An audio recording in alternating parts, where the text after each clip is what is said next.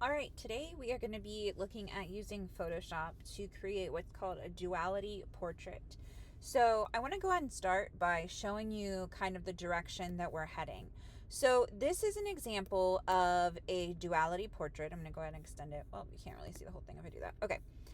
This is a duality portrait. So what that means is you take a subject, the same subject. Now, obviously my girls here are not the same because I used stock images to show emotions, but you are going to start by taking some portraits of either yourself or a friend who agrees to let you photograph them. And you are going to get two emotions, okay? You want to have two contrasting emotions. So if you look at this picture right here, what are my contrasting emotions? She's happy, she's sad. Now, what we're showing in this picture is a piece of artwork that shows two sides of the same person. It doesn't have to be happy and sad. It could be serious and silly. It could be active and sleepy. You want to think about things that are opposite each other or contrast each other. So our end goal is to create a product similar to this, okay? Now you're going to be able to get as creative as you want, and check the written instructions because I'm going to show you some templates in the written instructions on different ways you can position your pictures, you can position your subject, and how you can kind of blend these pictures together. So just for starters, I want to show you what the initial pictures looked like that I created this piece with. So this was my first picture, my happy picture. And this was my second picture, my sad picture. Now, obviously, our final product ends up looking very different. So we're going to practice using some of the same tools that we have been using in the previous projects to get more comfortable with going through the processes in Photoshop. So before you begin in Photoshop, you need to make sure you have your portraits taken and that they have been transferred to you. This video version is showing you how to create this project in the desktop application of Photoshop, meaning you are currently working on a big computer. If your screen does not look like my screen right here, then you are likely working on the online version and you need to be watching the other video in the project folder. All right, let's start by creating a canvas or a base that we're going to work on. So I'm going to click New File, and you can decide which way you want this to go. If you want it to be oriented portrait, if you want it wide, landscape, it's up to you. But let's stick with the size of a normal sheet of paper. So we need to make sure we're in inches. And then we are going to either set it to 11 by 8.5 or 8.5 by 11, depending on which direction you want it to go. I'm going to set it to portrait. And I'm going to click Create. And now I have my foundation, my base for this project. So I'm going to start by bringing my first picture into the project just by dragging from the folder and dropping it, theoretically, if it behaves. Of course it doesn't want to behave. Let's try. There it goes, okay? All right, so I've dropped my picture in the project. I'm going to hit Enter to set it down on the canvas. So now I have a layer over here, my Layers tab, for this image. Now the first thing I want to do is remove the background, and thankfully, it is much easier to do that in Photoshop today than it used to be. You guys are lucky you have this nice little remove background button. So make sure you are on your first image layer and go ahead and click remove background. So that's pretty good, nice and neat. I don't have any leftover colored pieces from behind her in that pinkish colored background. So she looks good, and we can go ahead and click on our background, come back to our file, drag our second picture. It's being very finicky today. Sorry, I think it's my trackpad, guys. I apologize. There we go. Second picture into our project. So I'm just going to kind of move it a little bit out of the way. All right. We want to remove her background too, but we want to start by making sure that we are on the correct layer. So I'm going to select my sad layer and click remove background. And now I've got both versions of my subject. Remember, we're pretending this is the same person. I know she's not. But we're using stock. I'm using stock images to show you guys. You guys will be taking your pictures, so they will be the same person. So now we need to think about colors and positioning that reflect the emotions that you have chosen. So making choices like this is part of composition. When you are composing a piece of artwork, you are arranging things and choosing colors and choosing size and location to create a piece of artwork that feels like it all goes together. So obviously right now this positioning is not great because most of the sad version you can't see. The happy version's right in the middle of the page. So I'm going to go ahead and make sure I'm on my move tool over here in the top left of the toolbar. And I'm going to click on my image and I'm going to just kind of bring her down. Now this has a harsh solid line, so you have a couple options. We can erase part of this bottom so it kind of just flows, or you can go ahead and position her so that she meets the edge of the paper so it looks like it's meant to be that way. So I'm going to go ahead and position her like that, and I'm going to show you guys with the sad version how we can take the bottom so that it feels a little bit more natural, like it's flowing more naturally. Okay, now one thing I'm noticing here is I kind of want her on this side, but the majority of her arm and everything is hidden behind her. I think that because she's leaning this way, it doesn't really work great with the composition. So I want to turn her so she's facing the other way. So the way that I can do that is I can right click. My trackpad does not want to work today, guys. I apologize. All right, let's do this a different way. We're going to do Command T to transform. Command T to transform. Once you have this blue box around it, you should get this pop-up menu right here. Now you have this button that says flip horizontal. It looks like two triangles pointing at each other. I'm going to click flip horizontal, and you can see now she's gone the opposite direction. And so now I can see her a little bit better because she's facing and leaning the other way. Okay, so I'm going to kind of position her back behind the happy girl. And it's okay if you don't get it right the first time. Like, I'm going to move happy girl again. Okay. All right. So I feel pretty good about this positioning. I might come back and change it later, and that's okay if you decide you want to move things around once you start putting things together. Now, I do not like this very harsh line right here, okay? It feels like something is messed up in the picture. So what I want to do is I want to feather this out. So I want to start to take some of it off and soften this edge here, okay?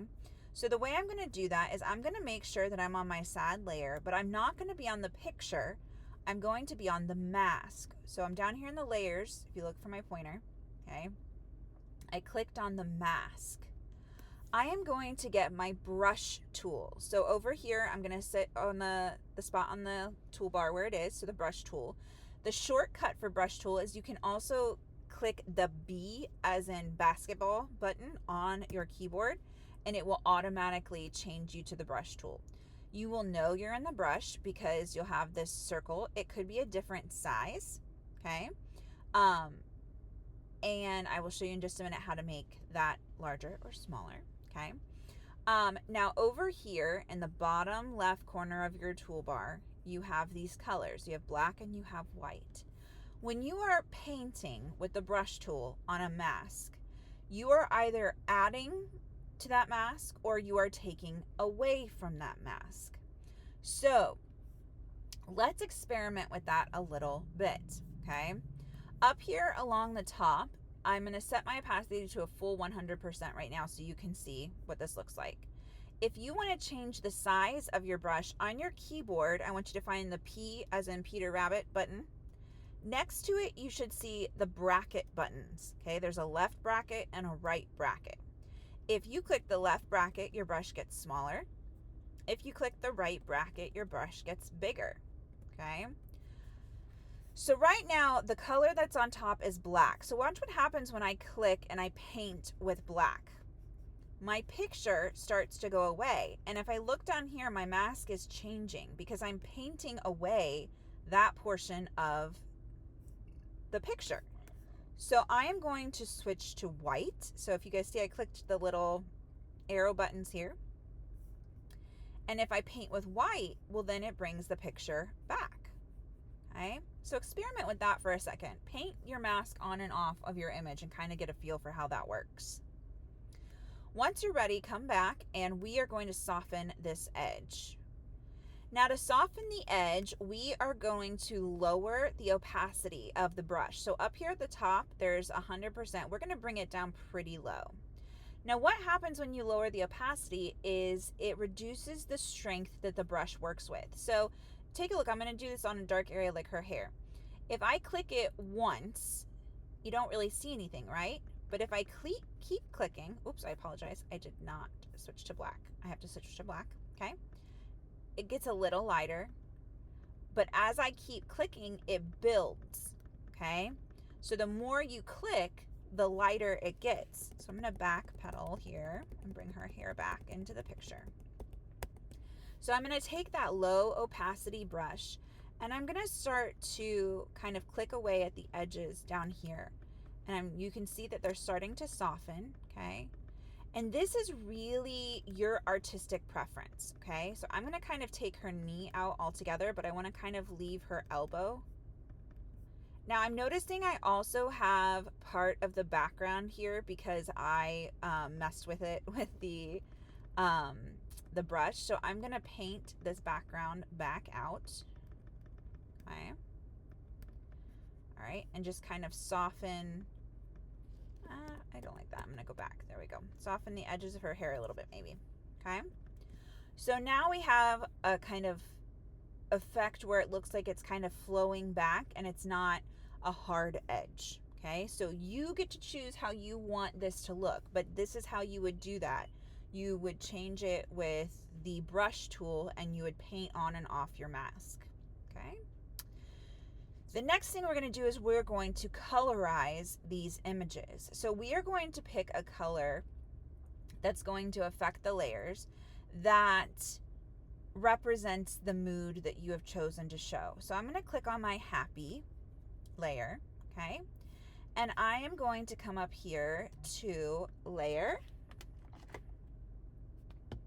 And I'm going to click new adjustment layer. So I'm going to hold the screen right here for a second so you can see new adjustment layer. And we are looking for hue and saturation. Hue and saturation. Go ahead and click that. And you can click OK. And you'll see that you now have a new layer above your happy face picture, but nothing has changed yet, and that's okay. So we're going to take our hue and saturation. Hue and saturation have to do with the color and how bright the color is. But it also allows you to control individual colors in an image. So right over this little panel right here, this kind of black and white panel, I'm going to double click. Oops, hold on just a second.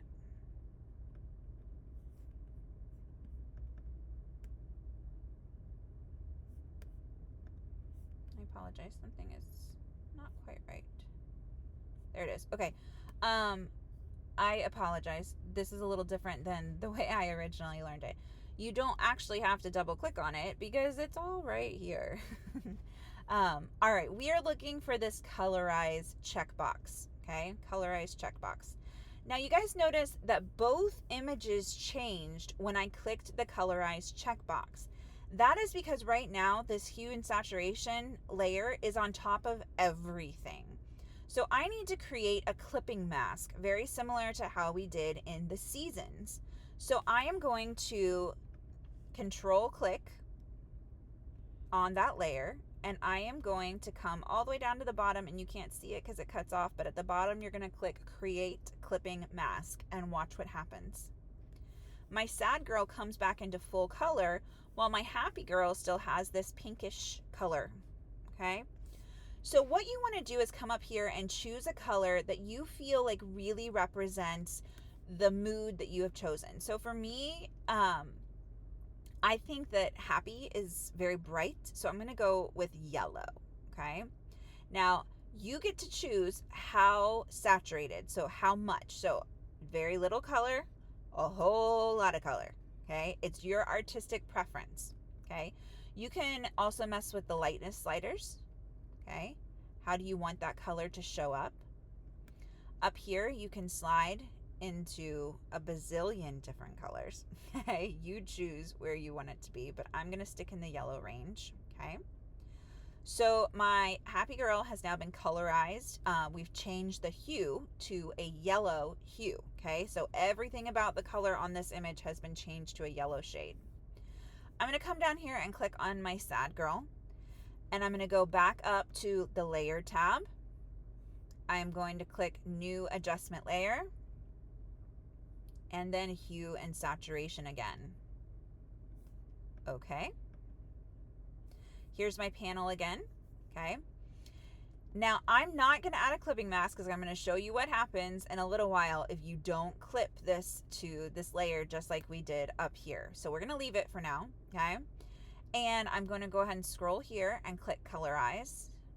And now I want to choose a color that represents sadness.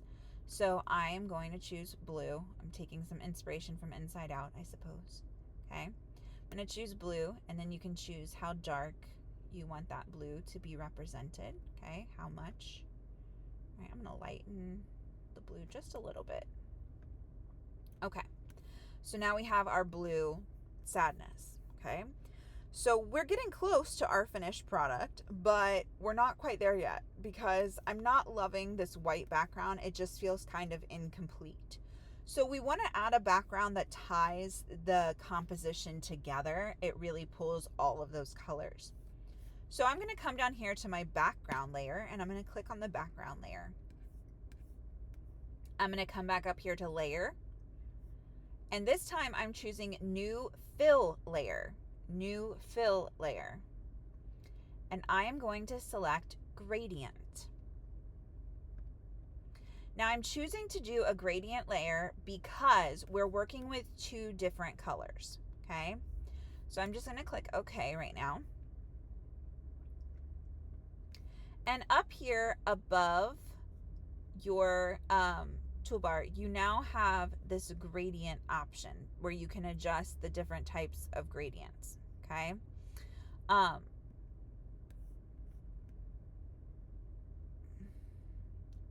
to decide. Okay, I want to show you guys here if what I did right there was I double clicked on my gradient fill. Watch the gradient on my screen. This angle dial changes the angle that your gradient flows, okay? Now the problem is this gradient is showing black and white, but it's showing up blue. The reason that that is happening is because you did not clip this layer, okay, our hue saturation, to our sad girl. So I am going to create clipping mask, and now I can see I have it in that black and white. So I'm going to come back down here, and you can click on this presets option right here, and it will show you all of these different preset different options for your colors, okay? Now I want to choose one that kind of matches with the theme that I am using. So this has that kind of blue to yellow. So I'm going to click that, but I'm also going to change like the direction so that the colors line up. So I want to bring the blue over here, and I want to bring the yellow over here. Now these blues aren't exactly right. This blue is too dark or too light, okay? So if I click up here where it says gradient, it opens up this window. And here you can see my color scale. I'm going to click on this little box down here where the blue is, and I'm going to select a darker blue.